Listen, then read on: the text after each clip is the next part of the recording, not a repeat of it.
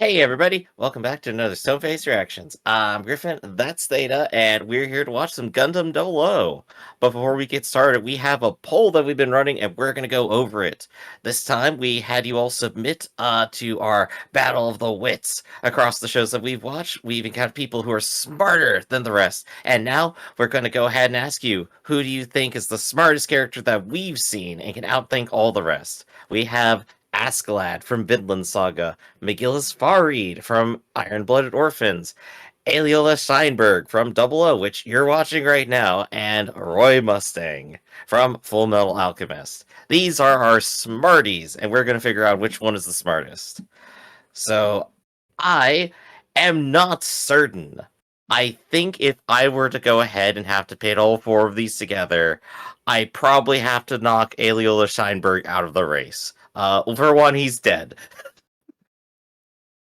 For two, every single person here has individual failings or has failed in some way. If we were to say Scheinberg has like a 200-year plan that he did like ahead of time and has masterminded everything, he is not. He has a general theory of how things should go and a couple of contingencies. I think while he might be like an incredibly smart scientist, I don't think he's winning a battle of wits or tactics with anyone. Most of his plan appears to be to pit his own forces against each other at this point. So, I'm knocking him out of my own race. So that leaves Askeladd, McGillis, and Mustang. And if I were to put this into the terms of some sort of grand chess game between the three of them, I think rather than trying to evaluate which one might have more tactical acumen in the moment for figuring out what to do, I think I would probably put it down to who do I think could keep the straightest face and bluff the others the most. I think that is the part where the story will come down to. Is Roy, McGillis, or Askeladd a better liar than the others, or can keep their composure better? I think between those three, Roy is the hottest head, and he's just kind of out eventually. The other two will get to him. So we have McGillis, the sociopath, and Askeladd, the Viking, who only literally broke at exactly one moment in the entire story.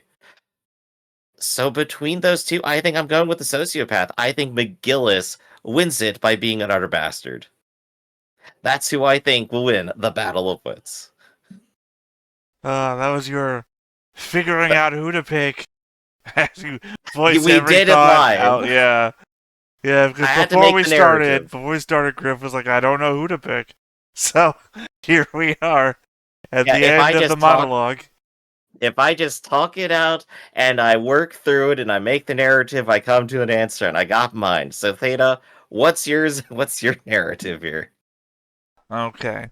Well, if we're gonna do the same thing you do, I'm gonna say I'm gonna knock out Roy Mustang from the beginning because Mm-hmm. he is pretty good at figuring out long-term plots and thinking in the moment, Mm-hmm. but he is like the medium scale of all of these people. He's good at it, but he's not the best at it.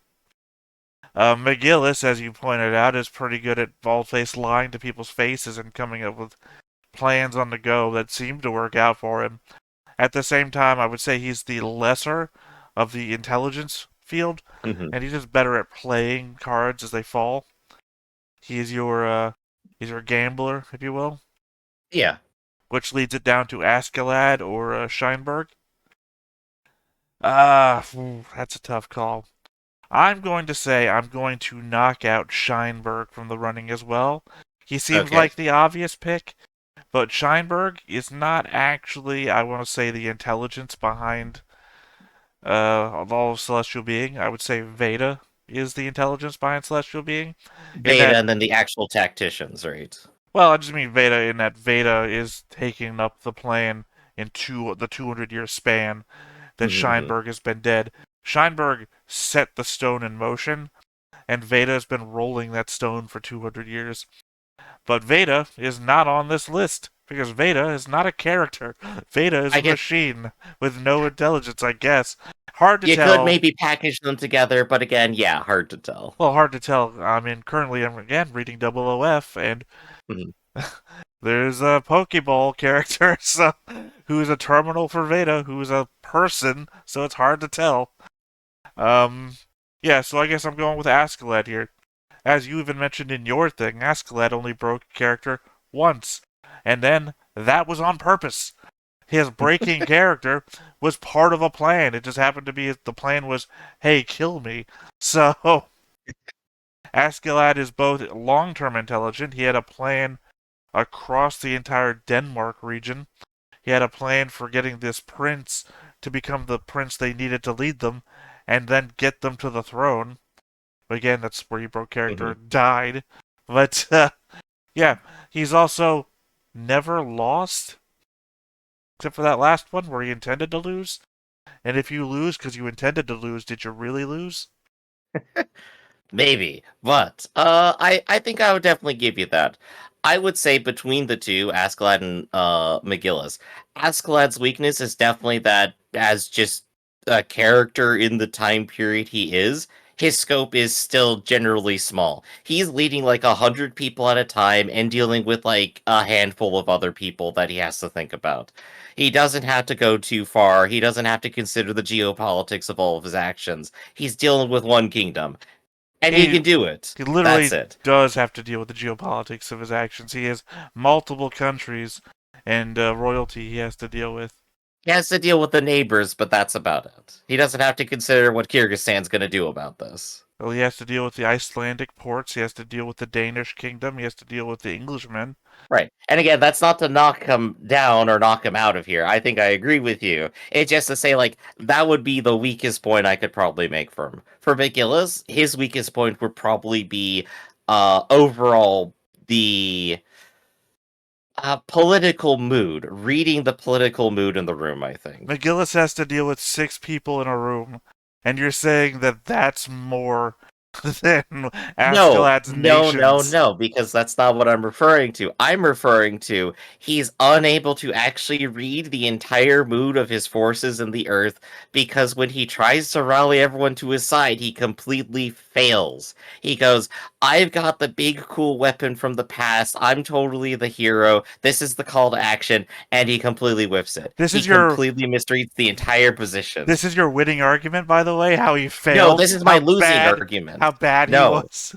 no, you're misinterpreting. I'm not arguing that he's gonna win. I agree with you. Askeladd wins. I'm saying the weakest part of McGillis is that he could not pull off that same kind of political plan Askeladd did. I'm just confused at where this turned because I was just having fun talking about them. right. I just at what point this turned where you stabbed your own pick in the back. Bold of you to assume I'm actually trying to win. And see, that's where we differ. That's where I'm more like Askeladd. So, so while we're on it, we got our comments. Let's see what all of you had to say. Joss Phoenix said, I'm voting for Roy, mostly because I have no idea what's up with Vinland. Yeah, fair enough. Aeola was a dreamer with hopes, and McGillis was a dreamer with delusions. And Roy, well, Roy has his tiny mini skirts, and you can't fight against that dream. You Miniskirt know what? paradise. Mm-hmm. It's true. He's got the better dream here. Dantes Para says, I'm picking the one here who is actually smart academically, as that is the natural base smarts people are looking for. AKA, I voted for Aeola. Battle smarts is called battle smarts because of a more specific terminology of what kind of subject it is you're talking about being smart. And that's true. If we put them all into a fight, I think Aeola loses, unfortunately. He's not doing anything tactically. But if we're talking book smarts, McGillis also is technically completely fully trained. I mean, here's the confusing part. We called this a battle Roy of too, wit. maybe. We called this a battle of wits, and then talked about intelligence. Wits and intelligence are also different things. So, I mean, you pick your fights where you get them. All we're asking is for you to justify your picks. You don't have to redefine the field. Yeah. I mean, there's a whole lot of things we could wrap up into a whole lot of things. We put 4 goblets onto the table and we ask which one is poisoned. Then you drink. Long A Long, though, says smarts in terms of what? Fight, tactics, contingency plans, just general IQ? You know, you should have put in the Lucian L. You know what? I was thinking the same thing. General But we IQ don't goes to watch those Aola. shows. We don't, but I was still thinking it. Unless Ver- unless a dragon beats Eyes Will Gone, and then we might watch 2 episodes of one of those shows. yeah, there you go. General IQ goes to Aola. Very good academically, created Veda, and discovered GN drives. Good at contingency and understanding humans. For smart fight planning tactics, I'll pick Roy. Though Roy and Askeladd are above average in terms of this category, there are plenty that are better. For example, Sumeragi and Lelouch. I don't know why McGillis is here at all. Oh, the one you picked. That's right. The one we heard your entire like your whole brain spilled out when you picked McGillis. And The then you brain dump, immediately yeah. backstabbed. Well, look, he would have backstabbed me first, alright? That's the respect I have for him. What do you have? Yes. He would have backstabbed me and put me into the Gundam. Which no, actually, is He's that not the your is that the good dad. end or a bad end? I I don't just know anymore. he never backstabbed the Mars boys. He died in space before he ever could have. He backstabbed his best friend. Yeah, but that was to a I don't think there's any qualifications for him. oh yeah, but he backstabbed his best friend in order to. Why am I defending this asshat? I don't care. That's a good question. You see, that's just what McGillis would have done, getting you to support him. Well, I just mean narratively, he would not have backstabbed you if you were like with the Mars people. If you were like part of the old Gallarhorn, he would have backstabbed you. Yes, it really Mhm. depends on where you're putting yourself in this. And we both know that you're Biscuit Griffin in this case, so he would not have Yeah, backstabbed you. yeah. He also would have been dead before it all came up anyway. Yeah, no, if you ever need to figure out where I am in a battle of smarts, the answer is dead somewhere. So, I We think with that we all the both way. technically have a character now in 2 Gundam shows that almost are our names. You had a Biscuit named Griffin, and I had my last name with an L attached. Yours lived, though, and succeeded, so congratulations there, you No, win. he didn't really, though. I've got more to talk about that on a Sunday. Well, in that case, let's just go ahead and briefly talk about what happened last time Whoa, here. whoa, you're skipping over. Am I? I Tech figured this would be the right order. No, technically, actually, we jumped right to comments, and I didn't even think about it before we did the other thing we're supposed to do. The actual poll reveal. Oh, right. I'm sorry. We actually have to see what people voted on. That's the Yeah, point of the poll. typically we do that before the comments, and I just didn't even think about it. I We mean, just had such a rigorous debate that numbers didn't seem to matter, and we could just declare that I won, you know? All right, what we got? literally, I've been staring at the numbers, and it didn't even occur to me. Um, let's see. With the least amount of votes, it was McGillis Fareed. Yeah, Six I'm always the percent. underdog. 6% of the votes. Second to bottom, Roy Mustang with 14%. Hmm. Second place goes to Askeladd with 31%. And you know, given that we respond to these polls in the middle of a show called Gundam 00, and one of these people is from this show, not a huge,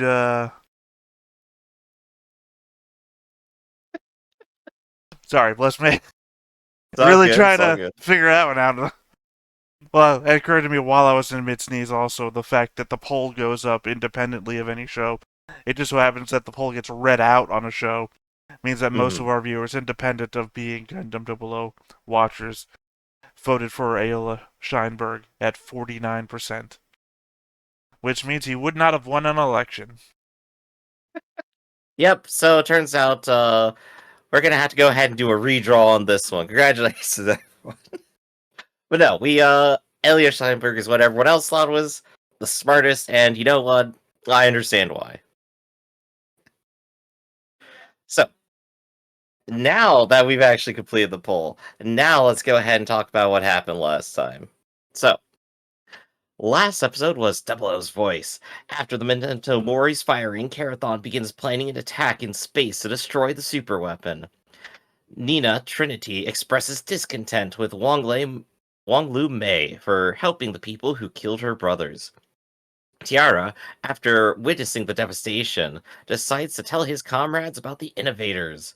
When Alaw's forces, led by Kati, attack Celestial Being's asteroid base, everyone are forced to flee, and a new returner joins the crew as the Ptolemos II's pilot.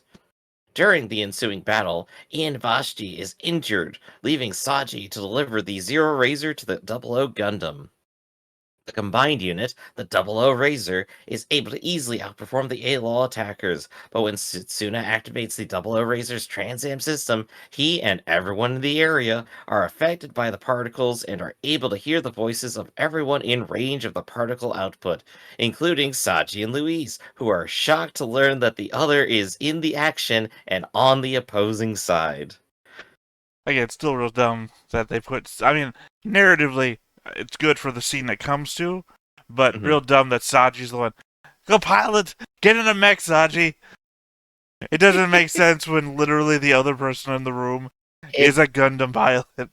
It's a little silly, but it got into us drama. And Theta, I've got to love you a question to you real quick. Is it possible to have a second breakup without getting back together at all? They're about to. No, because they're not on a break. They've separated. That's what a breakup means. Right. I'm saying they're not on a They're ending break. their relationship. If you're on a break, you can break up a second time because one of you considers it to be over and the other one thinks this is just a temporary thing, versus a breakup, which is a breakup. You can't Mhm, break up from a breakup. Some crazy people out there will say, yes, you can, but those people, as aforementioned, are mhm. crazy. I think it is worth considering that Luis has kind of like moved on from the thought of the relationship and like hasn't thought about it for a while, I think. Well, But Saji still kind of keeps thinking about it. she told him to move on. Yeah. Yeah, so she's the one that broke it up, so that's why Mhm. she thinks it's over. Well, Exactly. Saji thinks it's over too. So it's But not. she's still sending letters and trying to like win her back or like send her good messages or whatever, you know. Well, he's sending He's her trying to be a letters. I good mean, boy, but because yeah. assumedly they were friends before that they were, Mhm, mhm. partners. So he can Yeah. still send letters to a friend. Just awkward. That's all.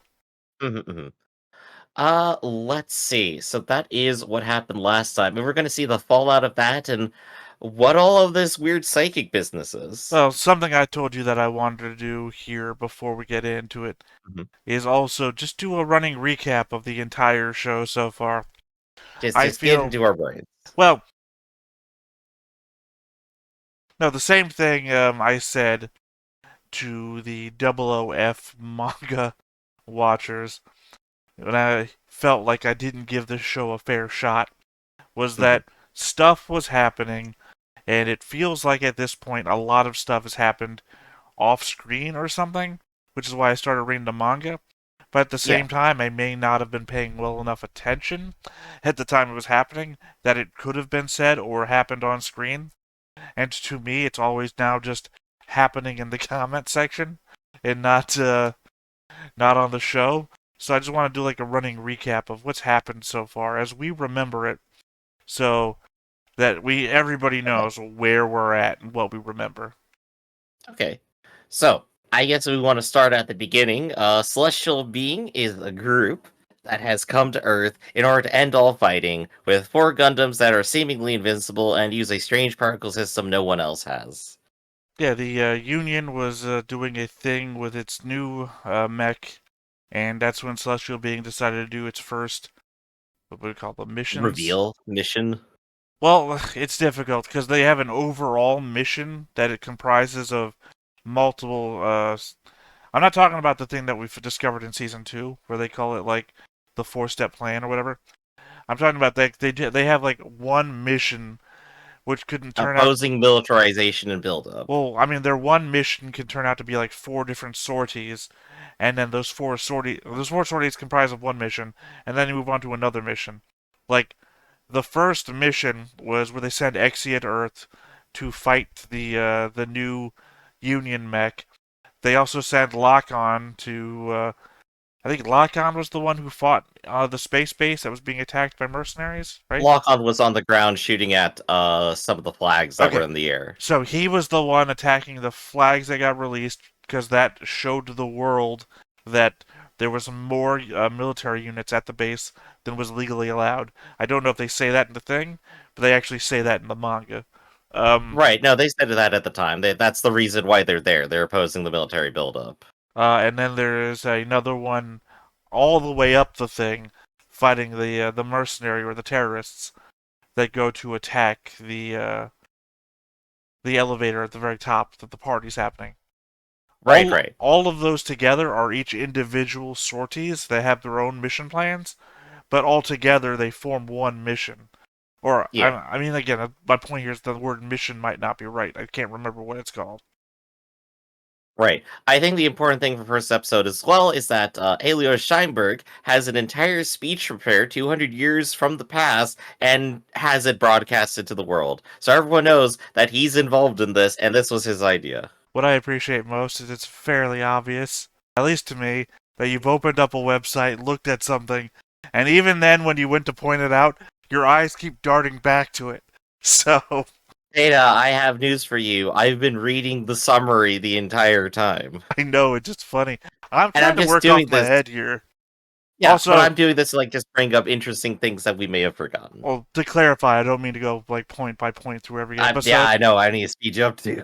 Well, no, that's not what I'm saying. I was trying to use the episode 1 thing as an example that they do missions that compromise a lot of smaller things, so that when we further talked about other things that they did, we put them into the concept of an overall larger mission that happens across 2 to 3 episodes. Right, right. So, what do you remember happening next? Ah, God, there's a Here we middle. go. Here's a problem: is there's a middle part here, and I remember we go to Adzadistan next. Wait, does the UN There's a thing? lot of stuff in between that. Well, we go to Adzadistan a couple of times. Is the capturing of the religious figure, or sorry, the princess That's is like 10 episodes in. the princess is the reformist party. What's the other party called? I don't remember. They've got the religious leader who gets captured. Yeah, no, I remember that episode. That's like 10 episodes in. Okay. Well, what's the next So, thing? they go to Sri Lanka and stop a fight happening over there. We get introduced to Graham over there as well. Oh no, Uh, Graham was at the very first scene. So we get introduced to Graham in the very first scene of the show. Not even there. Remember, he's the blonde guy who's walking down the steps, and we even said, "Oh, it's our IBO guy." So, yup. Let's see. In episode 3, they launch a surprise attack in South Africa over, I believe they were growing drugs, I think they were saying, or like mining efforts. yeah, the very few first what do we call it? Interdictions, Intervention. yeah, the very first few interceptions, interventions. Wow. Well, there's a lot of interwords when you think about it. It's okay. The very first few interventions don't matter. They don't matter, so I've wiped them from my head. Because we've never gone back to Sri Lanka or South Africa or anything else. So it's all been setting stuff. Yep. Also in episode 3, that's when the IRA decides to go ahead and sign a ceasefire and quit the fight because they're not fighting Celestial Being. Which is just a dumb thing. It was funny, but it was dumb. I mean, okay, I gotta take a step back.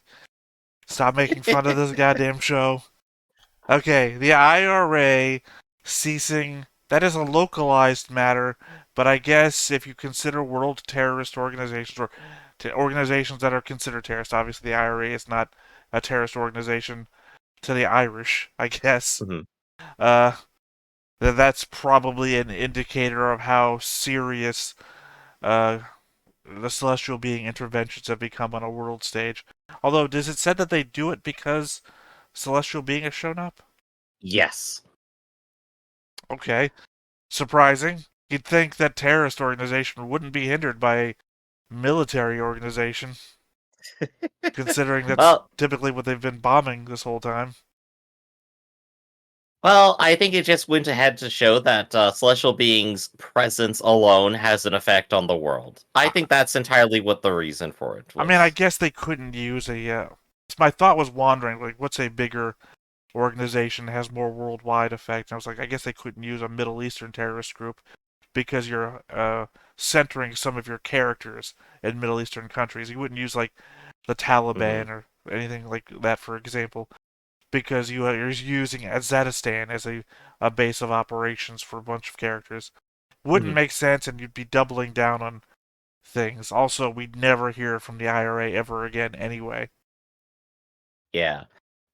In episode 4, we start to get a little bit of a Zadistan, where we have our princess explaining the sort of a few things that are happening. But Well, the action hasn't started over there. But the action for episode 4 was Toribia, which is Venezuela and Guyana combined, trying to retreat from the Union, and the Union militarily intervening, and then Celestial Being intervening. and then things working out perfectly for the Union anyway.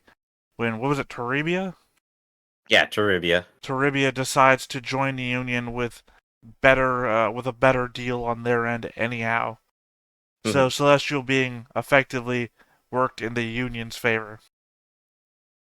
Yep, I think that ended up being a little bit sore for them, but they still retreated from there and I guess technically finished the mission. Right, right, but again, the Union overall. If this is like an episode of Kaguya-sama, and the narrator's telling us who won, Mhm. Union wins. In the next episode, Alleluia is on the space elevator and it gets shot and he's doing the rescue attempt. He gets out into the Gundam and tries to fix it, and the HRU is happy that they decided to help. Right, first meet up between Hallelujah, and Maria, or whatever her Ah, name was yes. at the time. Let's see. Does it actually say I here? said Maria, I meant Marie. I think it's Marie. Soma. It was Soma at the time, but it's Marie Yeah. now. Yeah, this is where we start getting the quantum brainwave interference. Next episode, we have the Principality of Monaco deciding to hold a military joint exercise between the French-led AU forces, hundreds of mobile suits, and France requesting humanitarian aid and assistance. Despite the incomplete elevator. I almost forgot like they were still building an The elevator. AU doesn't have a fully operational elevator yet, no. Mhm. Also, I can't wait for the Principality of Monaco to drop a colony on somebody. Yep. The Gundam Meisters intervene and basically cause a big stir up. Yeah, that was just another big Gundam fight show thing because Mhm. it doesn't really play any part into anything. It comes What I around remember later. from what I remember from that is getting introduced to our UN observer, who actually ends up being basically a proxy for Ribbons, and then Ribbons takes over later on, and he just kind of disappears. Well, he doesn't disappear, he's dead. Oh, he died. I'm sorry, I must have missed The that. guy you're talking about takes over the giant golden thing at the end, remember? And the golden thing gets Oh. blown up. Well, the golden thing is a ship that's housing another golden Gundam within it, and that golden Gundam gets destroyed with him in it. Although, okay, Mhm. he could be dead, but everybody else that died with their Gundam exploded in that scene survived.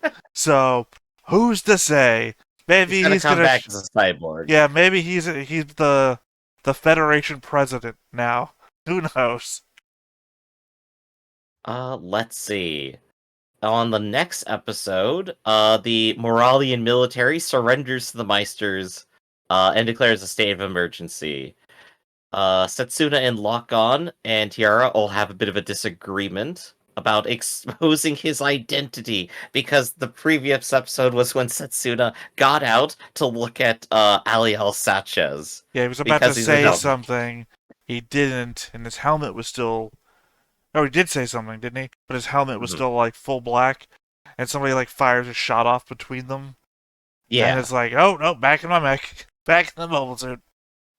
This is also the episode where we get the unknown terrorist group that suddenly bombs several nations, including a one bus, like, just next to, Louis and Saji. Yeah, and then vanishes for the rest of the show.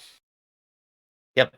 Afterwards, of course, I believe they are immediately responding to that terrorist group afterwards, destroying various things around the world, and basically a coordinated attack alongside basically everybody else. Setsuna reveals himself as a Gundam Meister to the princess. I believe they're doing that in Scotland. Princess is a mammal. Yeah, Yep. I believe somebody got invited to somebody's birthday. Sorry, I said I'd Uh, be serious. I said I'd be serious. It's a joke. no, I It's a think joke because the scene has all the emotion of Relina inviting Hiro to her birthday, in that neither of them really show much emotion, and they pass by one another, but they like this is their introductions to one another. yeah. All it's Uh, missing is the OVA. let's see if I can go ahead and get through this one. There's been over 60 intervention operations. The world has been changing. And Azadistan is going to go ahead and start doing things. Their delegation, led by Alondro Corner, which is the guy we've been talking The about, UN the guy UN who's dead observer, now, as far as we know.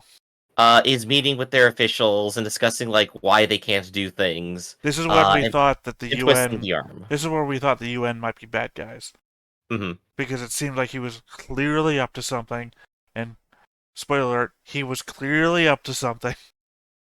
This is also where the HRL does a surprise attack on Celestial Being.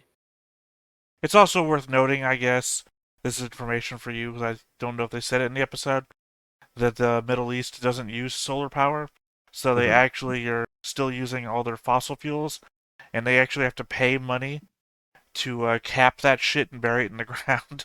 Carbon. Yeah. Yeah. So So the solar stuff is free, but if you don't use it, you actually have to pay money.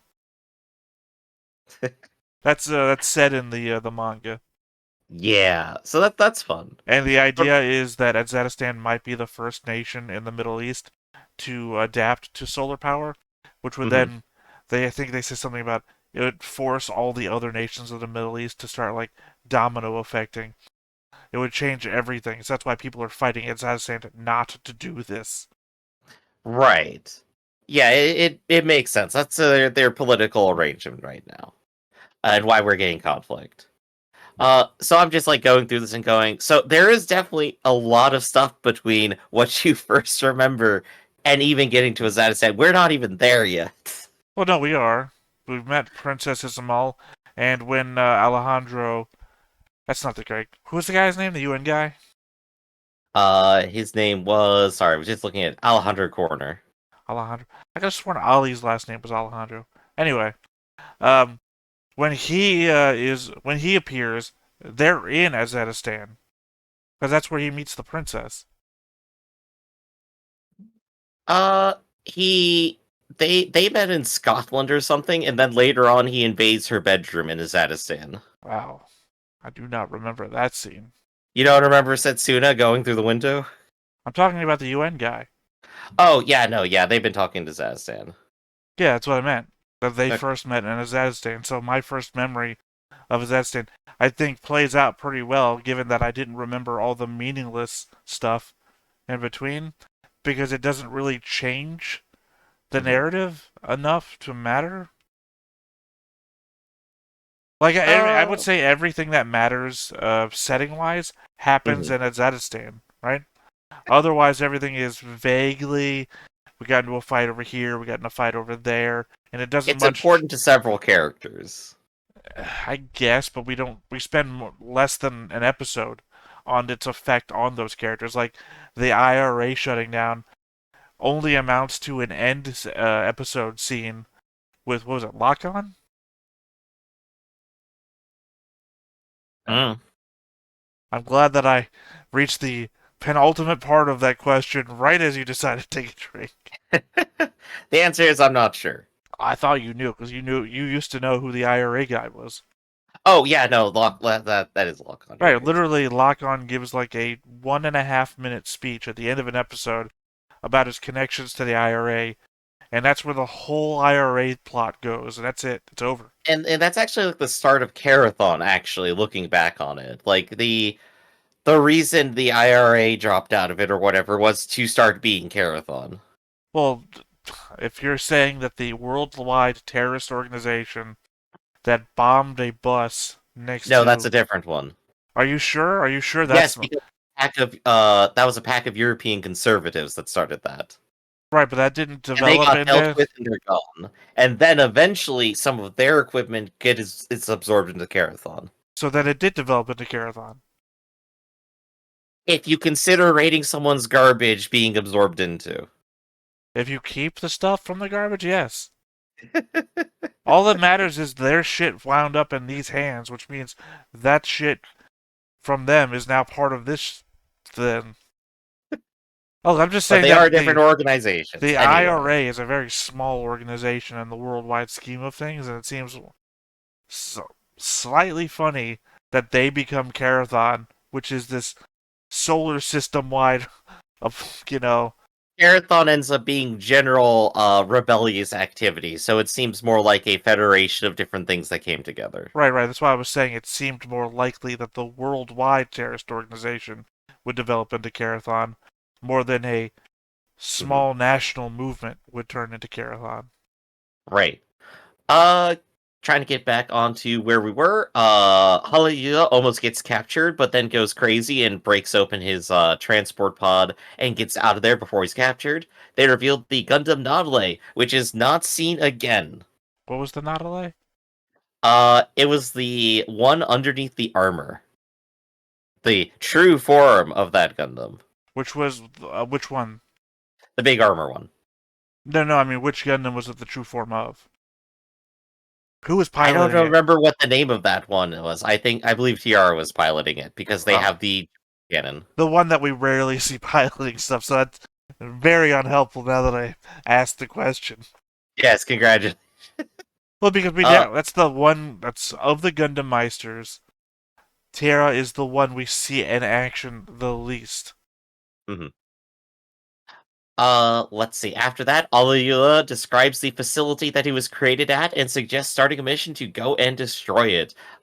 He then goes ahead and goes a little crazy. And just kills a bunch of kids. Yup. Our Let's see. hero, the child murderer.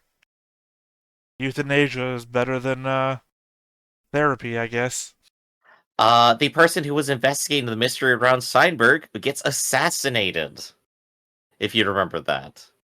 Oh, I'm sorry. This is where he starts investigating. He Oh, gets with the assassinated later. throne. That's You my mean the fault. one the Thrones kill, the Yes, friend that's of right. Graham. Yeah. So this is where he starts investigating and keeps on trying to figure stuff You know, out. I keep getting him mixed up with Billy. What's the friend of Graham's name who gets killed? I don't Because know. this was like an older guy who was intelligent Canoe? that Billy hung out with. Billy It could be survives. Canoe. Billy was at the same base. Billy survives the attack. And this guy did not because he was at the top of a tower. Yeah, that'd be Canoe then. All right, the guy with the weird face. I remember. Yeah. So now we finally catch up to what you remember where the Imam named Masad Ramchani is kidnapped by an unknown militant group. Does, That's the guy you were thinking does it of. say what the faction he was part of? Let's see. Which leads to riots and assassins population against the military, called to the city, celestial being of the Union to intervene with the radical factions, assassins military attacks loyalist forces, guarding the solar antenna to link up with the orbital elevator, celestial being and grand forces gradually face off against rebel mobile suits, Setsuna is forced to relive the events of his traumatic past. No, they don't name it. I guess it's the radical faction. It's the only faction you named. It can't be the reformist faction. That's the princess is part of, and she's not the one who gets captured. So they must Hmm. be the radical faction, which is. I think I've mentioned this before in another thing. The reformist faction is the faction of Afghanistan's royal family or whatever. Hmm. The leaders and whatnot that decided to annex Kyrgyzstan, which is the location that Setsuna is from. Which is why I keep mentioning that it's rather weird that Setsuna and Princess Ismail are getting along so well, considering the shit he goes through in the episode 1 flashback shit Hmm. is basically caused by her family. I guess Setsuna doesn't hold a grudge against her. They're about the same age. What did she do about it? I mean, it's all backstory stuff, but it's just like Yeah. I mean, I don't remember if it gets said in the show. Obviously, it must have at Mhm. some point, but it's also stuff I picked up from OOF that this is the faction she's in charge of is the one that did this to Kyrgyzstan and why there's no Kyrgyzstan anymore. So we filled in about half a season of memory, but what's the next thing you remember?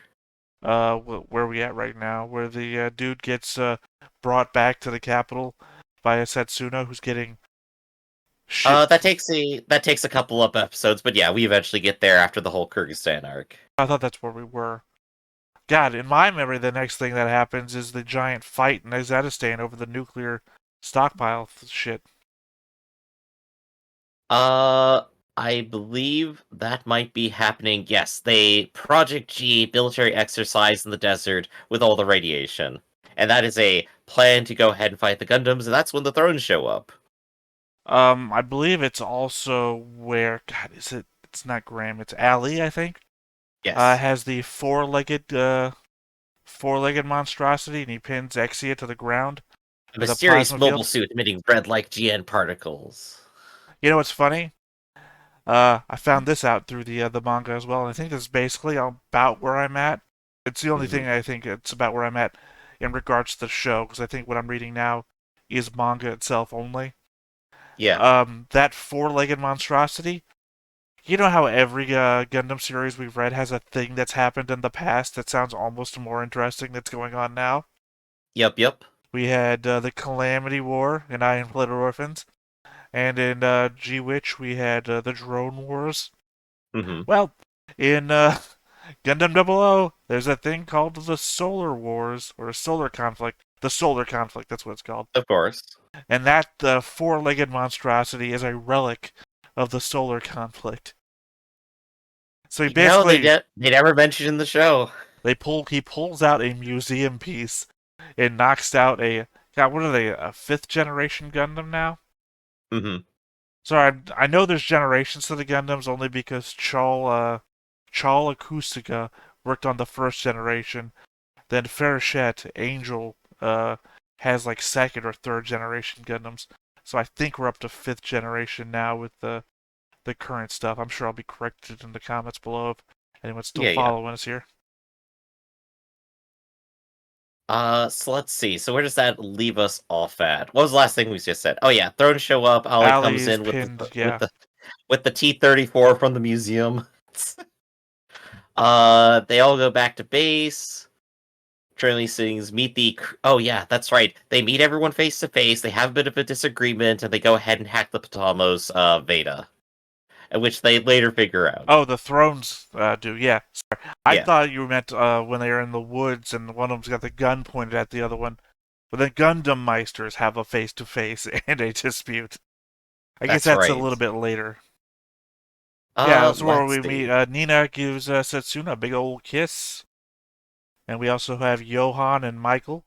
Because Hmm. that's literally where I'm at right now in the, in the manga. Is that the thrones are in a fight with the Freshette. Oh yeah, and this is where the Thrones attack a weapons factory and kill 800 civilian employees. Yep, they're just assholes. So it's their show for a moment, and then eventually, Celestial Being decides to fight the Thrones. It's kind of funny. At I will point out just another connection between the manga and here. The Thrones just do the same kind of shit in the manga as well. Because you remember how they Mhm. show up to the celestial being, uh, Yeah, Potomos? That's just yes, how they show up to the Freshette too. It's their little radiation symbol-looking ship flies up. They communicate. They fly out. It's all the same shit. it's shot for shot, good. Let's see. Oh yeah.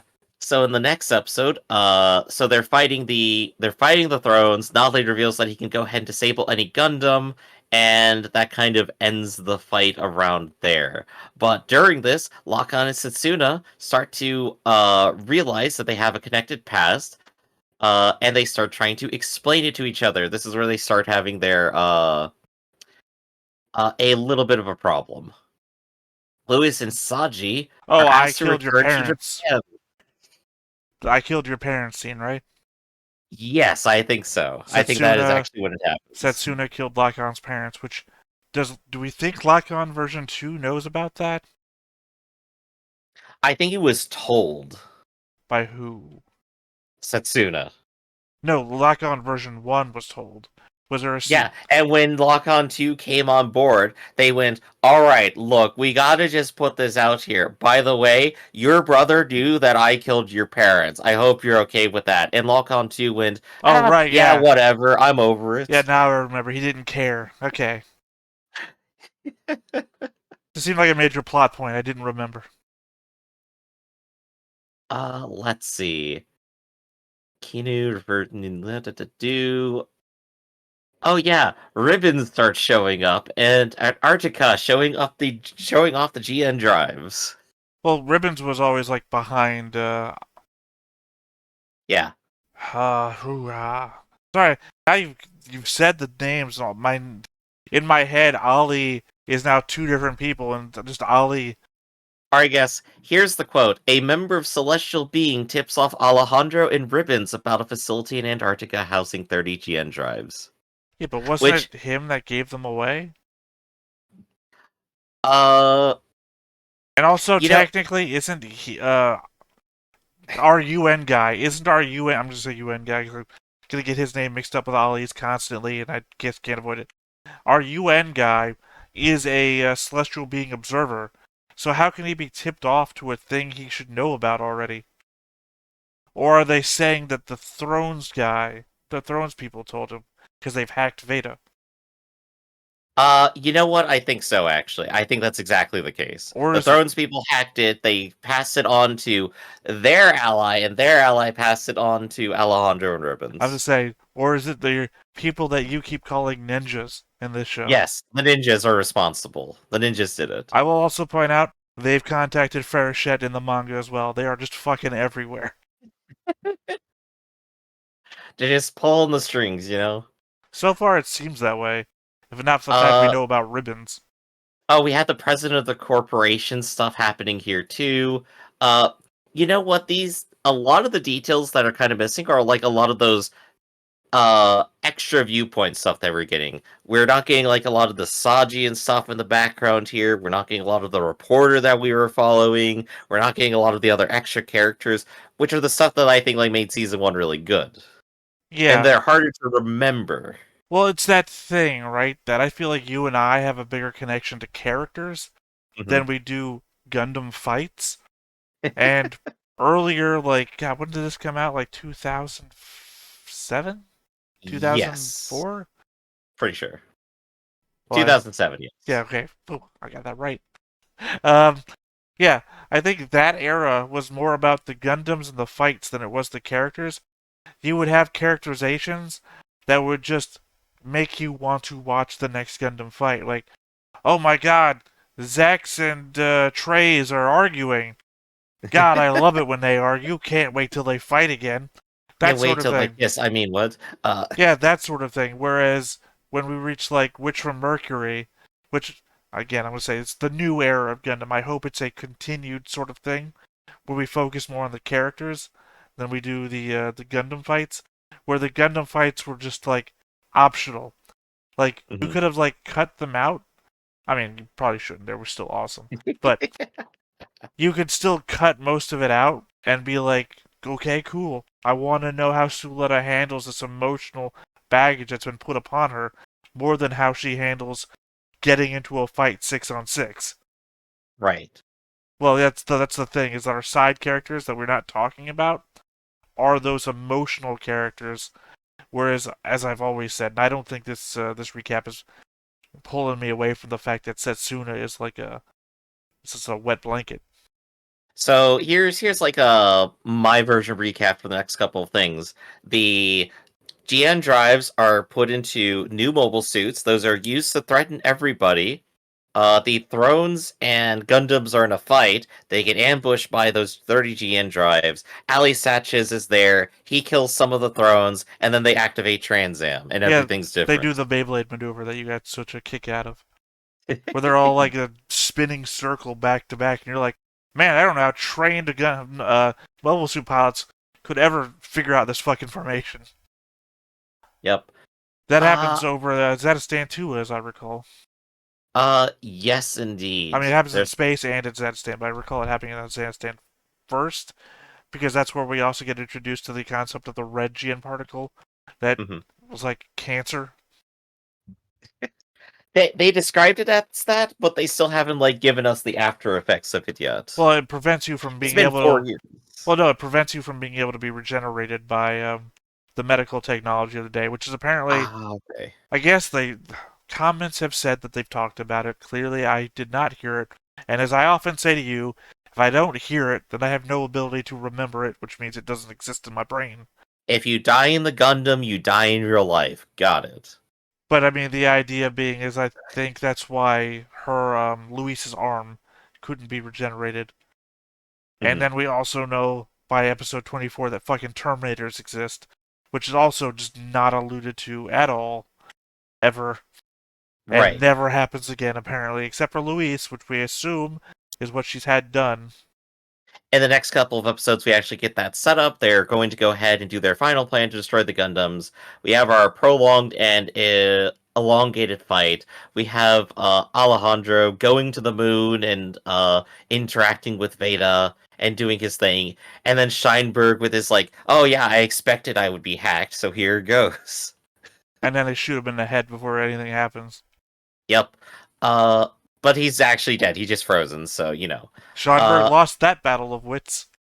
And then, of course, we have our final battle. Literally everybody dies, but then next season, no, they didn't.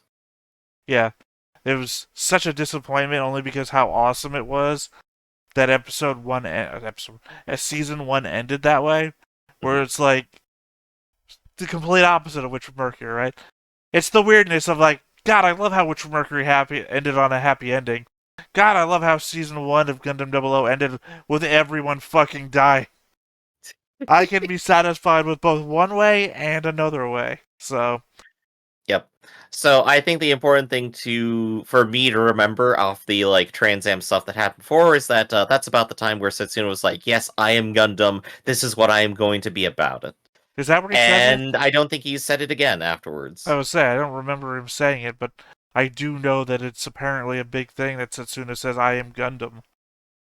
Which Yeah, no, I laughed at the time. You were completely like, "Oh, that's so stupid." it is stupid because all the times I've seen like the memes of Setsuna saying I am Gundam, I fully expect at some point he's going to literally become a Gundam, right? You can't like the Delling meme with Ein shows up, that's a Gundam. Mhm.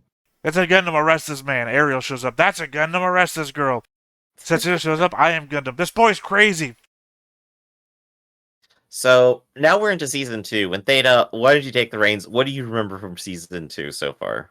Let's see. Exia's running around as a wreck, still trying to do interventions by Setsuna's self, because apparently he's not in contact with Celestial Being anymore. Apparently, all the Celestial Being members are off, separated by themselves, as we found out by what is They're in her hiding. name? No, what's her name? The tactician for Celestial Being starts with an S. You got me right now. It starts with an S. Sumeragi. Yeah, Sumeragi is living with Billy at the time, and Setsuna shows up to get her, and that's why Billy now knows that he says it out loud that she's part of Celestial Being, which is then how he later recognizes Setsuna at a party 10 episodes from the point that I'm describing as a Mhm. member of Celestial Being as well, and calls them out to the guards, which now means there should be photographic evidence of these people. Um, we also have the Federation is in charge of the entire Earth sphere, except for apparently the Middle East still, I guess. And then they have their task force, the outlaws, which are basically allowed to do anything, including immediate mass execution via drones. Uh, you used the word accept in there. That threw me off. They are able to do that. Uh, did I? I don't know. Yeah, Anyway. you threw in the word accept, and it's like, no, they did that. That happened in the first episode. It's like, geez. Anyway, Saji gets arrested for asking a literal just one question when another guy is getting arrested. Mhm. Which introduces us to the concept of the A laws, which are asshole laws. I guess I don't know. I forget what the A stands for. Yeah, no, it stands for that. Yeah, and they when the prison break tries to happen, or it's not a prison, it's like a work camp, but where Saji's at, they try to kill everybody with, again, as you mentioned, the drones that just roll across the ground and shoot everything. Yeah, Uh, for a few episodes, we get Saji being trying to be the heart of the show, but it doesn't work because he's maybe just a little bit too naive. he's still the heart of Uh, the show to me. I understand that yeah, a lot of people have said, "Oh, this season, Saji is the most hated character in Gundam," and for me, Saji is still the heart point of the show because the he's got motivations that make sense to me. He cares about his ex-girlfriend. He doesn't want to kill people. He is the civilian that is still being thrown in all this. Yeah, he's still the perspective character, but like in another show I would see him just being like, yeah, he's part of the crew, he's walking around, he's like trying to give everyone like pep talks like, yeah, you guys can do it. In this show they throw him into a prison because there's like, it's like we can't have you walking around the ship, man. We can't trust you. Well, it's not. He's not like a Mikazuki or any of those kids in like the end of season 1 of the show of Iron Yeah. Blooded Orphans, where they're like, "Fucking kill them all," whatever. They're just ranting and raving in like a collective group, and they got the adult off on the side, like, "I think we should say something." They're like, "No, they're never gonna listen to us." That sort of thing, where they're just being super annoying. Saji isn't like Saji's like, I'm gonna be over here reading a book that I've plugged into this Haru, because Haru's worked that way too. Mhm. Um, and I'm just gonna be catching up on everything that's happening, and I'm literally not gonna get in anyone's way. And all I ask is you don't put me in front of a gun where I might accidentally shoot my ex-girlfriend. Oh, you've done that, thanks. Um, Hey, he did that himself, but all I'm saying is that Saji has not been like jumping in people's faces and shouting at them for being wrong. He gets like 2 confrontations and then accidentally gives away where the rebel base is. But come on, Princess Leia did the same thing. all right. So if I were to go ahead and describe like from the start to now, I would say it's all a build up to basically where we are right now, which is trying to get the double O enhanced and increased so it can go back to doing its job of being a Gundam and beating everything else up. It shows us a lot about the world and like how much the rebels are the underdogs that they keep losing, and we literally got introduced to a space laser last time. Oh god, what was the rebel group in Gundam Wing? White Fangs? No, White Fang was the one that Zack led. There was a Earth group of rebels that what's his name? The really I think he's the Chinese guy. Wu Fei? Was it Wu Fei? The one that Yeah, had the extendo arm Gundam.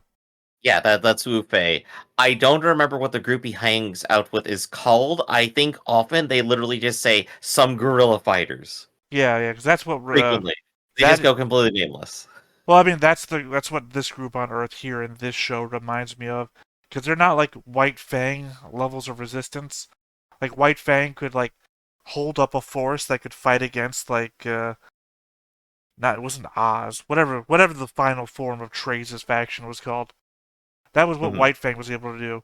White Fang is more like celestial being to this show, whereas that random guerrilla force on Earth is basically what our rebels here on Earth are equivalent to. They can't really stand up to anything, and occasionally they bomb stuff, and that's it. Perhaps the Mary Mia Army?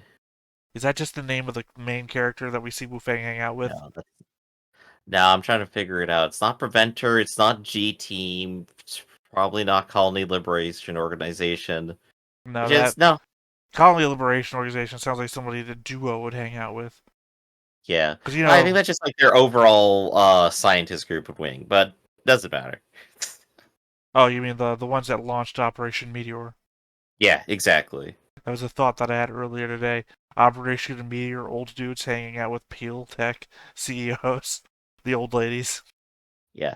So is there anything that sticks out to you during season 2 that we want to go ahead and put a pin Well, we on? haven't resolved the whole Azatistan thing where we saw like dying babies with flies going around them. Because I we, think last we saw Asatistan was literally burning again with Ali Satches going, "It was me." well, no, he goes, "It's exactly what you think it is what he says. And it's very confusing in my head because I feel like I missed an episode. Because literally, it was the Mhm. Exia flies out there, and we see Azatistan burning, and then Ali They're on a shuttle. Ali turns and looks, at them and says, "It's exactly what you think it is."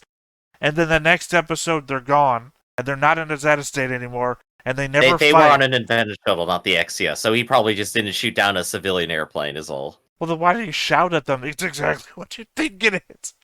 Was that on us? Was he shouting at the audience? I think he actually can break the fourth wall. I'm pretty sure of It was that just now. an insane thing to say. Anyway, the confusion in my head minds that we ended an episode there and just never saw it again, and then Ali wasn't there anymore either. It was just a Mhm. completely random aspect, and we haven't gone back to Azatistan either because now we're back in space. You know what I think we don't have? I don't think we've had a Gundam pilot who's just literally insane. Not like Mikazuki, where he's like a Fawn Spark. sociopath. Dawn Spark, what? Fawn Spark, he's the Gundam pilot from the at least first volume of OOF. He's Oh, literally okay. a criminal who's got his hands bound together all the times, and he has a bomb necklace that they can kill him whenever they want to. He gets the bomb necklace detonated, and he's like the Haru thing says he's got like 10 minutes to live. His blood pressure's dropping, and his vital signs are dropping. But you see the inside of his face mask is like this much, coated with blood, and you see his eyes going crazy, and he's literally still trying to fight. He's just fucking insane. And Mhm. when the Haru takes over control of his suit so that it can like try and get him away to save his life, he spits out the word bitch. So it's like There we it go. gives text boxes where you can't fucking make out what he's saying because it looks like sputtering maybe, but Mhm. that's like the only word he's able to say after the neck thing blows up. Bitch. Well, sounds like the bomb collar didn't quite work then. Well, So, it's the greatest. That's the greatest image I've seen in the entire manga because it's like drawn in berserk style, like heavy black. Like they had took mhm. a black screen and then drew white over the stuff that they wanted, Yeah. and you also see the neckline of the thing that he's wearing expand just a little bit, like so. It's very good. It's enjoyable. It's the best Okay. scene in the entire manga so far. If you want Hmm. to see more of this, check out my manga review, Gundam OOF. Up to at There you least go. 4 episodes now on YouTube. Mhm. So let's see. So we're basically caught up now in the story. Sort of. What Uh, are we doing in space right now? what are we doing in space right now? We're in the middle of a fight. They're being Well, attacked. I mean, I know you've done the recap already, but this is kind of an event that's led up to like the last 2 episodes. Mhm. What are they do? What's the goal right now? I think the goal of the Gundam Meisters right now is either A, to escape, or B, keep people from continuing to fight them. But there is a complication, is that there's a giant space laser, which is up to Karathon to stop. So they're going to do a Rebel Strike Force and try to hit the exhaust port on that. Well, why was the space laser built? Because that is actually how it gets energy to Earth, apparently. Oh, right, the space laser that I thought was part of the giant ring thing, Yeah. the solar generation grid thing. I forget what it's fucking called. The thing that's attached to the space elevators. Yeah. Because every time we see it in a shot, it extends out past the edges of the screen. And it wasn't until you read a recap that called it a satellite. I mean, you called it a satellite, obviously, but I still thought it was part of the Yeah. thing. That can only shoot straight down, and obviously created our giant hole in the clouds thing that we see at the end of every episode. Yep. So, Karathon is fighting a giant space laser. The Gundam Meisters are trying to evacuate their base and move on because they were going to leave it anyway. Their research is done. Oh, right, because they're being infiltrated by innovators. Yes, because it looks like our new girl is honestly quite likely an innovator spy, and they're about to figure it Well, out. no, like there's one innovator that's on the asteroid base right now, and there's Yes, another innovator that's gotten onto Ptolemos. that is a new returner. Um, I keep forgetting that that's not a thing that you're saying. You're telling me someone's name, Yeah, but it sounds like you're describing something. You she's know, in the cockpit right now. She's at a console, and we're going to see what it's happens. like if I interrupted the episode to say, "Oh, hold on a sec. I hear the door. That's probably that a new returner that I ordered." See, How it makes sense in that context and not as somebody's name. I've got to go get the door. That's a new returner. Oh, what'd you order it for? No, that's her name. She's coming to stay for a bit. Also, we got introduced to what's his name? Ian's wife. Did we? Yeah. Yes, we did. Yeah, they're just hanging out on the station. Makes sense. I Uh, think she's actually part of the research too. I think so. I think that's what she was doing because that's when we find out that his daughter is one of the people on the Potomos, right? Yes, yeah, because they arrive back there, they say hello, they're like, "Hey, nice to have you back," and everything. Was it the girl that Lock-On version 2 kisses? Yes, Okay. And then why was it that Setsuna had to get the thing on his back? Was he because that is the razor, and it is going to allow him to do his double transam. right? He's gonna go Super Saiyan 2. Was he losing? Was that why he needed it, or was there something else going on? Because they completed it and they need to put it on it right now so that they can win. Yeah. All right. All right. I guess that catches us up, even though I've probably forgotten more than I now remember. there's no help in the brain hole. So I think with all that out of the way, let's just go ahead and watch. And before we go ahead and get started, be sure to hit that like button, hit that subscribe button, and comment down below to feed that algorithm. On top of all that, if you want more shows like this, unfiltered, uncensored, and uncut, as well as some early access stuff, you can check it out over on the Patreon. It is $5 a month, but no pressure. It's all to support the channel, just a little bit extra.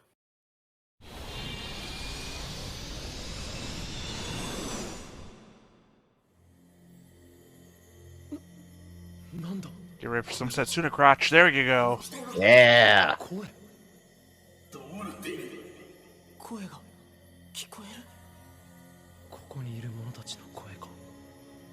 Why is Saji facing the opposite way from Setsuna?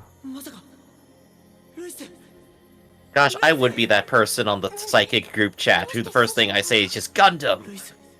まさかモビルスーツにどこにいるのサジどこにまさかガンダムにルイスまさかアローズにねえ私の夢をサジに託してもいいサジどうして空に行ってどうして君は夢を叶えてどうしてそれが私の夢なの The last thing we saw from season 1 of them. だから私の夢を叶えて And the last thing we saw of the episode of that. 約束よ And it's activated! There we go, now we get the music. I want to get all that in before saying I don't think there was another way for Luis and Saji to ever get in contact with each other again. That was literally it. It could have happened in the deserts of Azadistan. That, Saji gets picked up. That would require another Lost on the Island episode, I think. No, it just had to add Saji on that floating base instead of wherever she was at the time.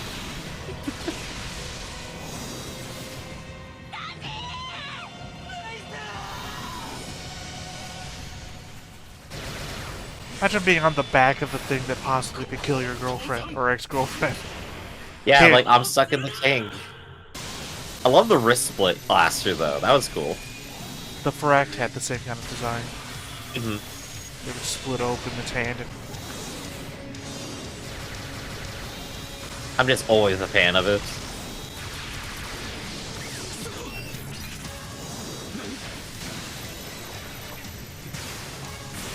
God, just imagine that being the last image you see on your screen as it's flickering, just like something approaching you at rapid speed like that.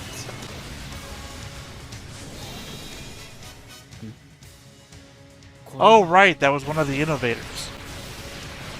I was Yep, like, why there's is this two of 'em guy on the field. special again? It's like, oh, okay, that's right. It's like, it's not Graham, who is this? I think they mentioned one of their name is Mirage.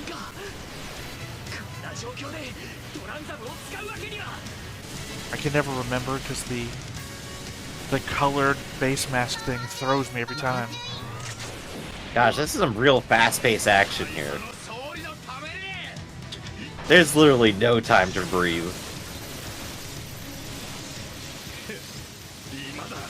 Not looking away, but I am commenting.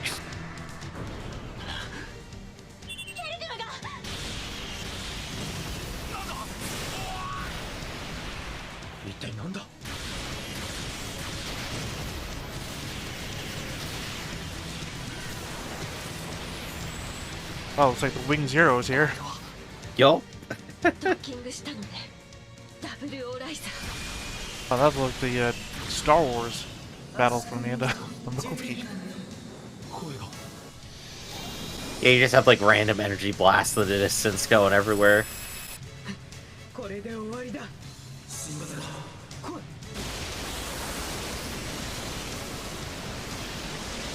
Okay.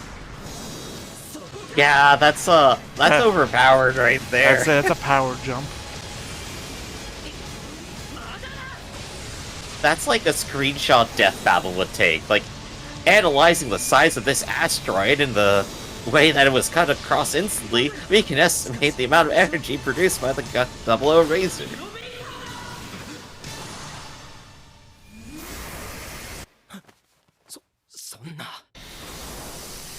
Get stabbed. No, it can apparently become intangible.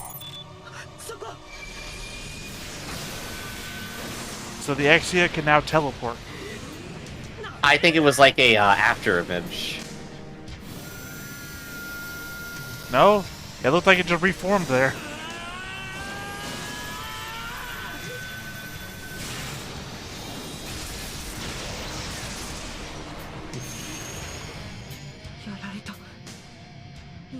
Oh, that's cool. It has the same jet thing.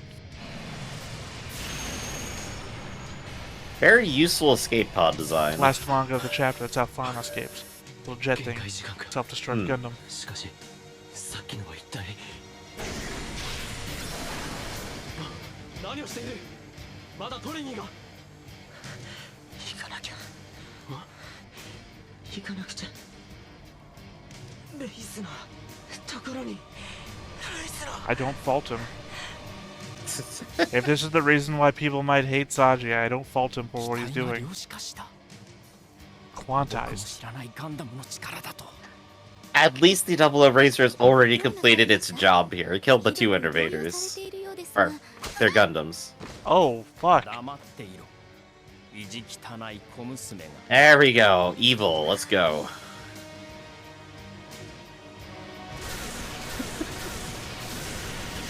Yeah, just smirk at that, sure.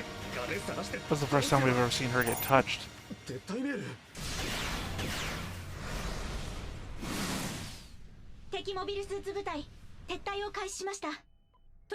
Yeah, so the Exia can now turn into particles. 刹那のやつ何機落とした10機近いと思います気を抜かないで私たちの今の目的は衛星兵器の破壊よミレイナご両親のことが心配でしょうけどカレルを使ってトレミーとガンダムの補修をお願い了解ですこちらアリオス輸送艇を安全圏まで護送したミレイナお母さんは無事だから Hey, good news. ミレイナはいです補修行ってくるですダブルオーライザーこれほどの性能があったなんて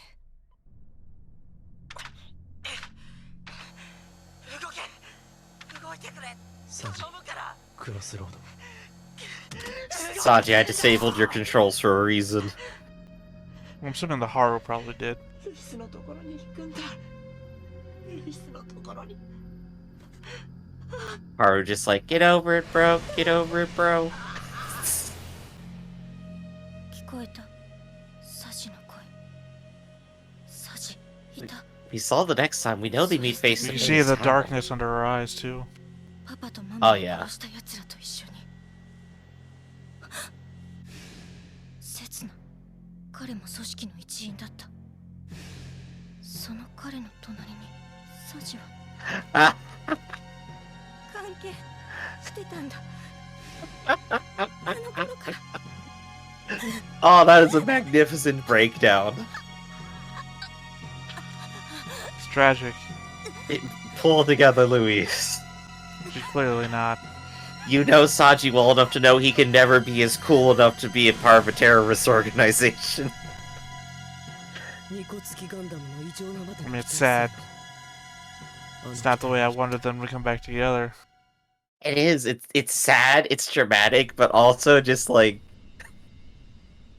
accusing Saji of it is just hilarious. イアンの容体は命に別状はありません。10日ほどで復帰できます。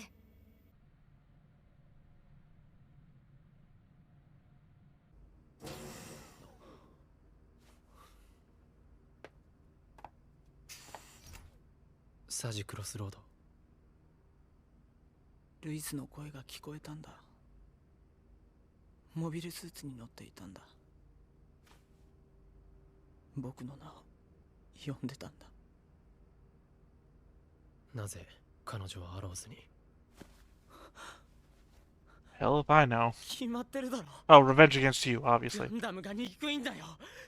ルイスの両親 I が forgot. ガンダムに殺されたんだ。 At least he puts it together pretty easily. Makes sense. Well, it's all he's thinking about. Clearly, he understands. 君らのせいでルイスはアローズに入った。 And now she thinks I'm one of you. そしてなぜなんだ。どうしてこんなことに。どうしてこんなことに？そうだ。俺もずっとそう思っていた。運命に抗うには。 By the way, I really hope 戦え。 we get out of the era of child soldiers pretty ルイス・ quickly. ハレビーをアローズから In the anime realm, I 戦う mean. しかない。 I mean, like, it's one thing one dude did in one place. 彼女のことが大切なら Two できるは shows, ず。 two shows back to back of child 人 soldiers 殺 is し all を I'm しろ saying. っていうのか。違う。彼女を取り戻す戦いをするんだ。そんなの詭弁だ。戦えば人は傷つく。ルイスだって。お前のための戦いをしろ。 Thank you. How dare you talk about そうなんじゃない。 me caring about 僕はお myself? 前らとは違うんだ。一緒にすんな。 I love how Setsuna just like takes it, just goes straight to the floor, doesn't care. Well, it's like the time somebody pointed a gun at him. He doesn't really care as long as he keeps it going. 聞こえちまったんだよ。しかしあんたは不器用だな。何？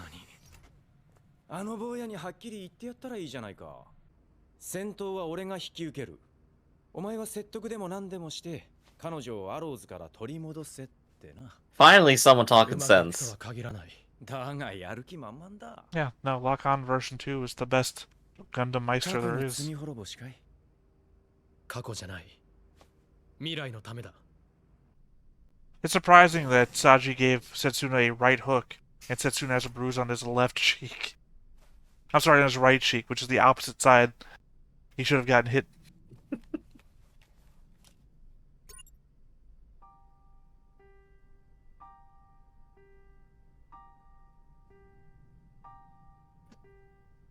Space is the place. So Toonami told us.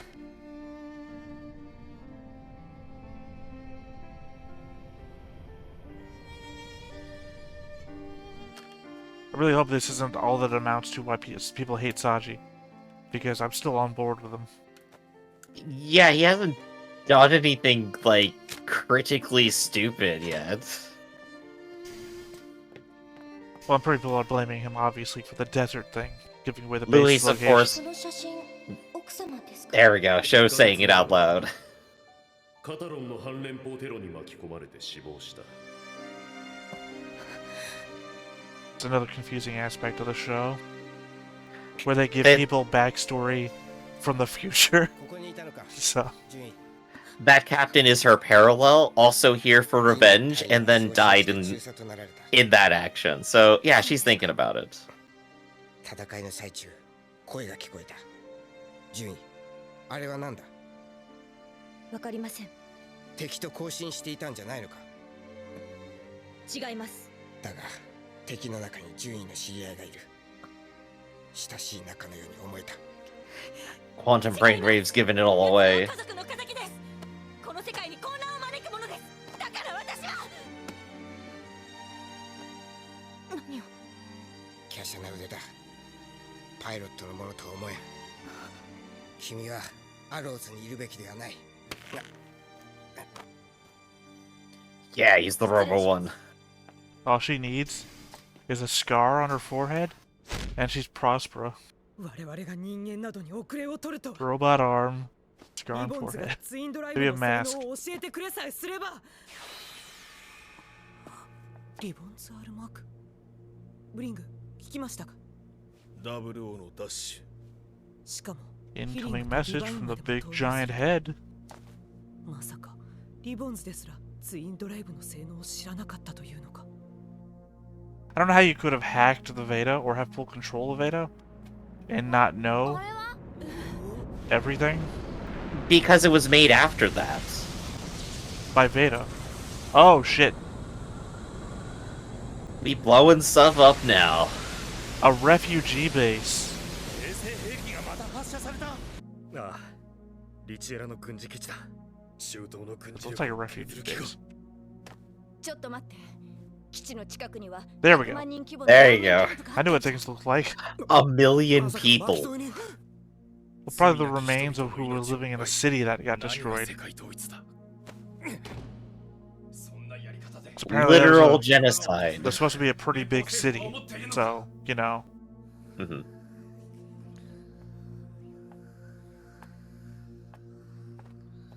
I'm definitely gonna give 00 this.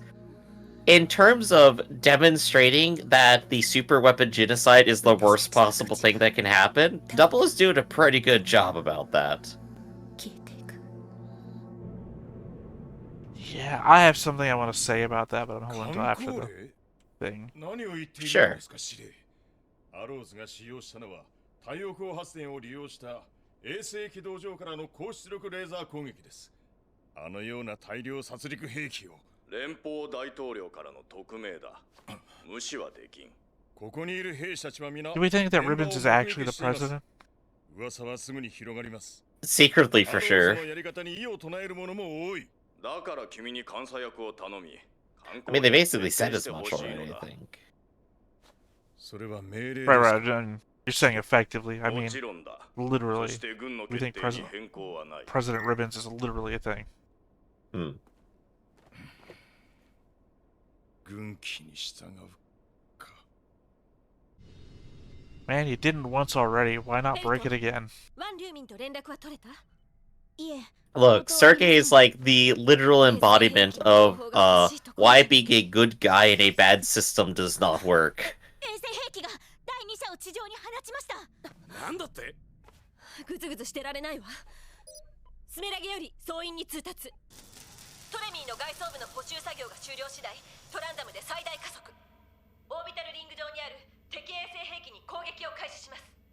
It's kind of hard to tell, but in some ways it feels like Witch from Mercury is more advanced than 00, and then 00 has tech that's more advanced than Witch from Mercury. 頼みがあるんだ。ハロー。 Trying to compare tech levels is definitely tough when they're definitely not taking the same path. Like, Witch from Mercury can like instantly heal the outside of a damaged ship, and here they have to take a lot of time to fix plates and whatnot. グラウスは仲間は無事なのか。 More pointedly, Witch Mercury and Haros only say things once. Oh, pizza's here. クロスロードさん、どこに行くんですか？ Look, I'm the pizza delivery guy on this ship. 頼まれたことがあって。じゃあ。 あの人。 Mary just like, I can read your quantum brainwaves, man. I know what you're doing. 会いに行かなきゃ。ルイスに。アローズなんかにいちゃいけないんだ。 Now he's critically endangering everybody else.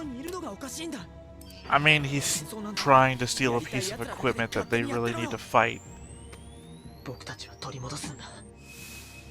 On one hand, I'm sure there's another ship. On the other hand, this is the only one he's piloted, so I guess he's familiar with it now.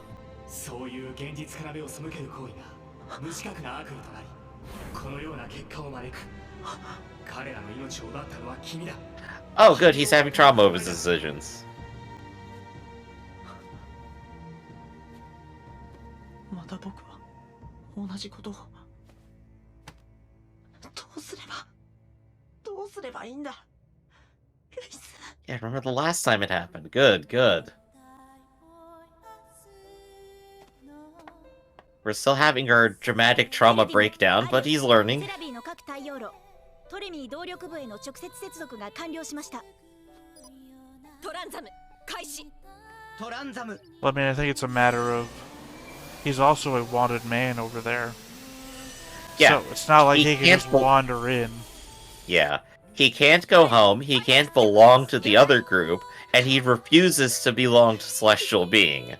That's what his problem is. He refuses to actually join up with the group that is housing and protecting him. He could literally just ask them for help. Instead, he is trying to do it all on his own. Don't delete it! Oh! Ah!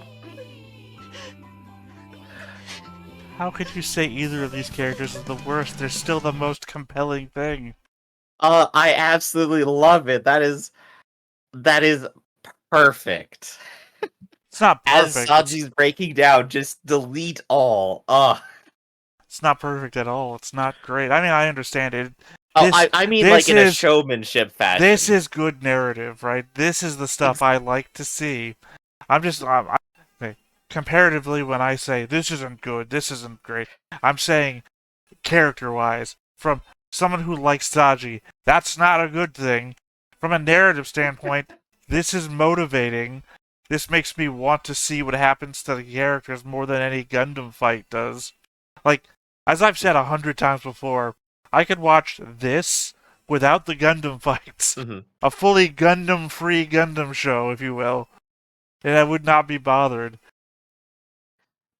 I think I have to say, he's probably done like a couple soup things. He's learned from the previous one, which is good. But the reason characters do those things is for your benefit as an audience, because otherwise nothing would be happening. Right, what I'm saying is I think you're reading, or an audience is reading into what I say more than what the meaning is. I say that's not good, not to say this is a bad show. I say that's not good because I'm voicing my own thoughts of what the character would think. You're into the characters and what's happening. Oh no, look out, the monster's right behind you, kind of stuff. あと10分で宇宙艦隊が衛星兵器への攻撃可能ポイントに到着する。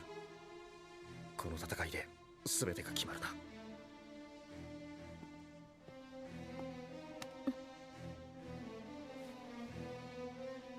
信じるんだ。同志たちを。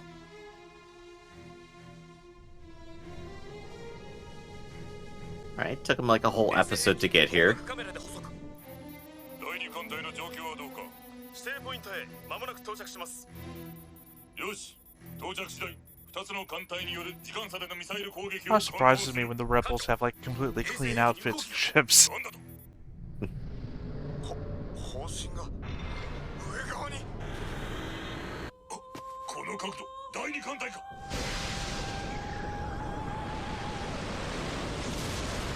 Now that's a Witch from Mercury scene. Hey! It was only 1/3 of the fleet in Witch from Mercury. I assure you, this battle station is fully armed and operational. Yeah, were they shooting at something else too? 宇宙にも撃てるのか。何を狙った？カタロンの宇宙艦隊。 Oh, okay. なんだって？ くそったれが。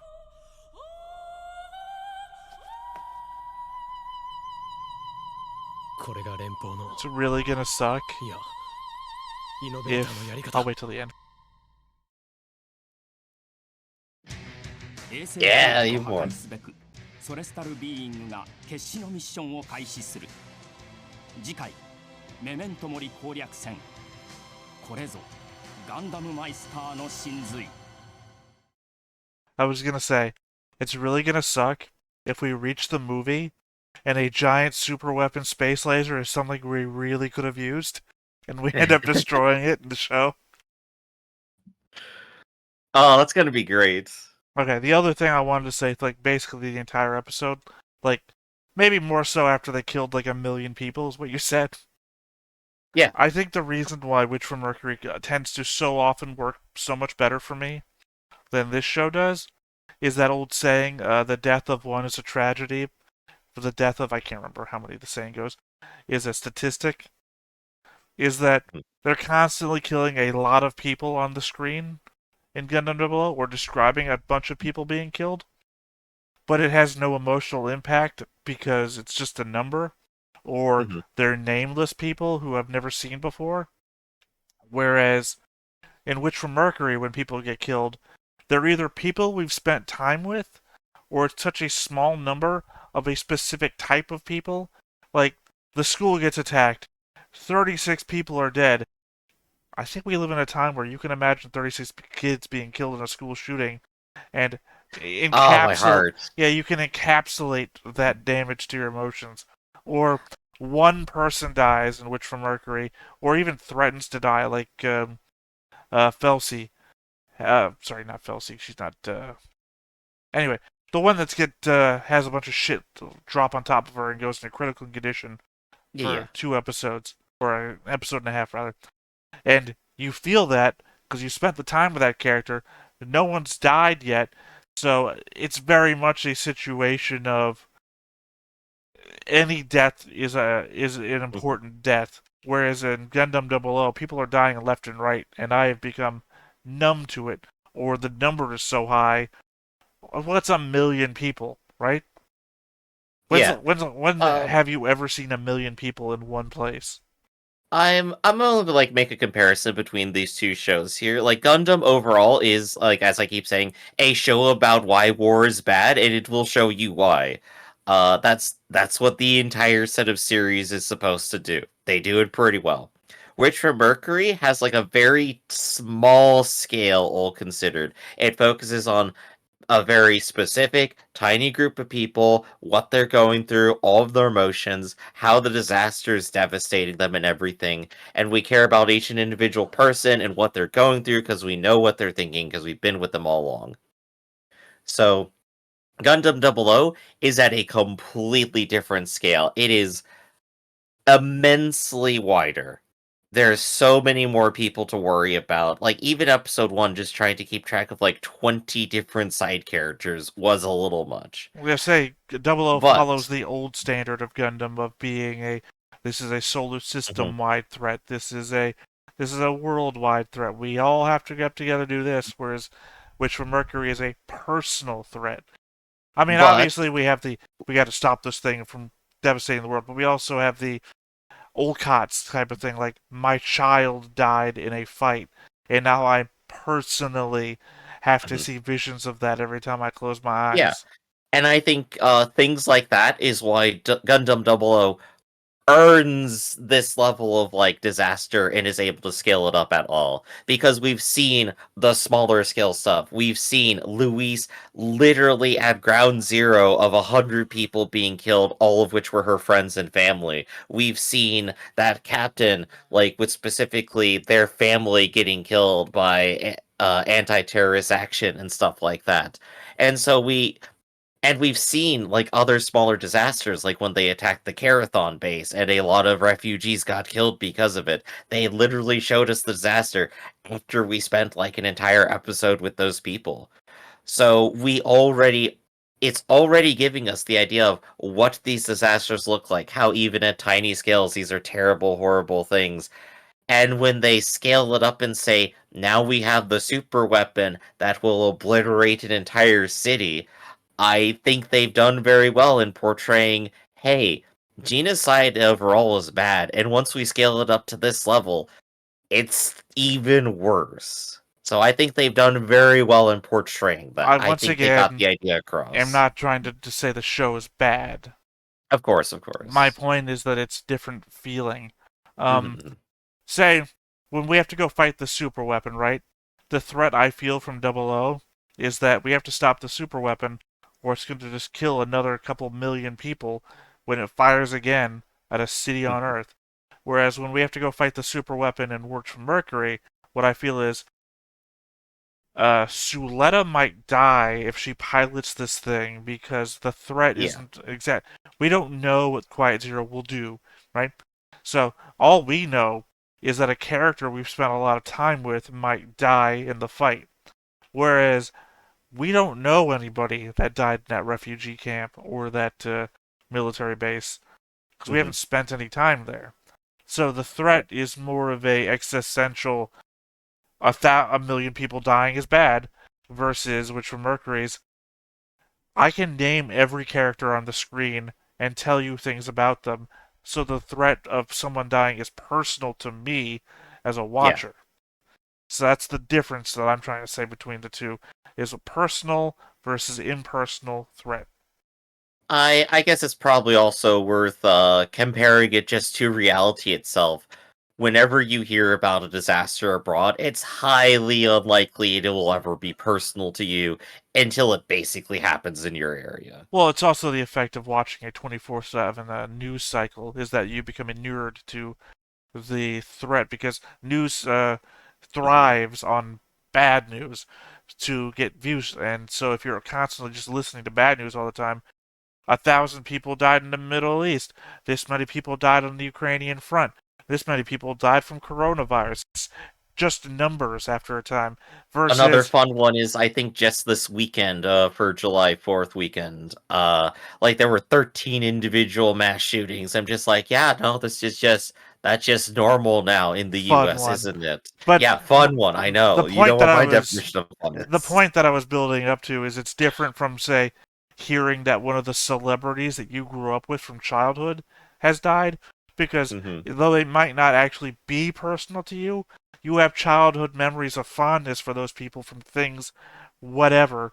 So the moment one person dies that you were fond of, that's a tragedy, whereas a countless statistic on the news is just a number. Even if you saw like a picture, like, I saw that guy when he was on the Ukrainian front before because he was a hero. If you find out the unit he died in, or the unit that he was in died, it still ends up just being a number because you have no lasting connection. So it's just, that's the same kind of thing here, is which for Mercury is like celebrity from childhood death. Double O is just the 24-hour news cycle. Yeah, and I think we'd definitely be here for like a long, long while just talking about like how we should feel about things that happen in other places that we're not connected to, like when we're not a part of a disaster. But I think at least when it comes to the show, I think at least it is done reasonably well in empathizing that sort of level of I disaster. think we have like a specific commenter, and I'm going to try to remember your name, and I'm pretty sure you're not even listening to this part of the show, but CivQ, if that rings a bell to you, or Yeah. if you were the person in the comments, is constantly trying to point out to us the humanity of the situation, and how, I guess, a person with emotions should feel as these things are happening. And at least I feel like trying to explain to me the political ramifications of how a sane society that cares about its citizens should be reacting here, and why that is good for the interventions of celestial beings who have taken place, versus the human rights of being able to have war. I believe was like the last thing that popped up. But Yeah. That was like our classic season 1 discussion there. But yeah, obviously there are people out there who still have human emotions, unlike you, who laughs at everything that's sad, and me, who just generally doesn't feel anything but negativity. How those people, those fictional human beings, should feel when they hear a million people died. I hear a million people die. That is a number to me. I mean, seeing the woman with the child, that was a good touch. A mother escorting her child through the tents as the glow picks up and they're all dead. That is a human touch. I identify with 2 out of a million people. You need the teddy bear in the rubble scene is what you need. What show was that? Was that what this? Basically it shows up in a lot of shows. I'm thinking of one specifically in like Iron-Blooded Gundam Orphans, Wing. wasn't it? Yeah, Iron Blood Orphans does it, Gundam Wing does it, I'm sure one of the Universal Century ones does it. Girl with the teddy bear in the disaster zone, and now you just see the teddy bear representing the girl is dead. That's just a trope. I swear there was a show specifically that we've done on here that I could swear was also a Gundam, had that kind of thing in it. Probably all of them. I don't think so. Oh, you know what? Maybe it was Gundam Wing Endless Waltz. Yeah, no, that they definitely happened there too. I think it was our Endless Waltz reaction that happened, and because I do not remember it from Iron Blooded Orphans, and I do not think Double O has gone that cheesy. Like, they've gone some cheese, sure, but they have not pulled a teddy bear in the wreckage scene. It's a trope that maybe we should have like a bingo board for every show. Well, let's go and make a bingo board then. So I think at least that will probably end the discussion for the day once we get the bingo board up. For right now, this has been Stoneface Reactions, everybody. I'm Griffin, that's Theta, and we'll catch you next time. See you around. Hey everybody, thanks for watching another Stoneface Reactions. If you have an idea of another video we could go ahead and watch, go ahead and put it in the comments down below and we'll add it to the wheel. Be sure to like, comment, and subscribe, and let us know what you thought about this video and what parts you liked. And until then, we'll see you next time. Is this too goofy?